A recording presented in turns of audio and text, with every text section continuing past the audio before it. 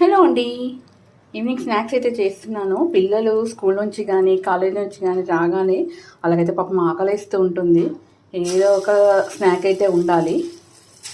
అందుకని నేను ఇప్పుడైతే మినపప్పు నానబెట్టాను. మినపకాయలు కాకుండా మా చెల్లికి అయితే ఇలా పునుగులు ఇష్టం చిన్నగా.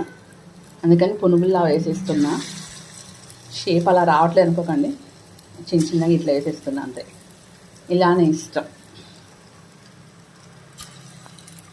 మార్నింగే వెళ్తారు కదా పాపం, వాళ్ళకి వచ్చేసరికి ఇంకా ఆకలిస్తూ ఉంటుంది. మమ్మీ స్నాక్స్ ఏమున్నాయి అని అడుగుతూ ఉంటారు. అందుకని ఇవి అయితే చేసి పెడుతున్నాను నేను వేడిగా.